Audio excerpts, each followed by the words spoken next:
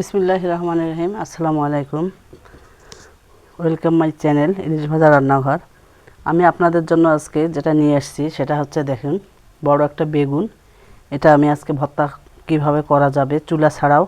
আমরা কিন্তু অনেকেই পোড়া বেগুনের ভর্তা খেতে পছন্দ করি, কিন্তু কোথায় পোড়াবো, যেহেতু এখন সবাই শহরে থাকে, গ্যাসের গ্যাসের চুলা ইউজ করে, ওর জন্য হয়তো বা পোড়ানোটা বুদ্ধি হয়তো পাই, হয়তো বা কেউ পাই না। তা আমি আজকে আপনাদের দেখাবো কিভাবে চুলা ছাড়াও গ্যাসের চুলার মধ্যে বেগুনটা পুড়ে ভর্তা করা যাবে। প্রথমে দেখুন বেগুনটা আমি এইভাবে একটু চিড়ে চিড়ে নেব।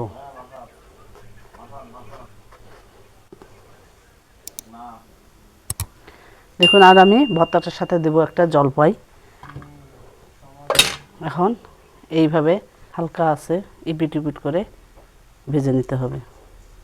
ফাঁকে এখানে একটা জলপাইটা ওইভাবে দিয়ে দিব। দেখুন বেগুনটা হয়ে গেছে, এখন আমি চুলাটা অফ করে দিব। আর এখন বেগুনটা ভর্তা দেওয়ার জন্য দেখেন আমি ধনিয়া পাতা নিয়েছি, জলপাইটা পুড়ে নিয়েছি, এটা আগে হয়ে গেছে, আমি ওই জন্য নামিয়ে নিয়েছিলাম। এখন সব একসাথে করে আপনাদের সাথে আমি পরে দেখা করছি। এইভাবে বলতেছি, আমার এই ভর্তার রেসিপিটা যদি আপনাদের ভালো লাগে তাহলে আপনারা নিজেরাও করে খাবেন এবং আমার চ্যানেলটাকে লাইক দিবেন, শেয়ার করবেন এবং একটু হলেও আমি সাবস্ক্রাইব আশা করতেছি আপনারা দিবেন। আমি ভর্তা করে পরে আপনাদের সাথে দেখা করব। এই দেখুন ভর্তাটা আমি কিন্তু করেই ফেললাম। টক ঝালের এই ভর্তাটা পোড়া বেগুনের খুবই মজাদার হয়েছে। আপনারা একবার করে খাবেন তাহলে বুঝতে পারবেন। এই ভর্তা দিয়ে কিন্তু গরম ভাতে, শীতের দিনে এক থালা ভাত এমনি খাওয়া যাবে।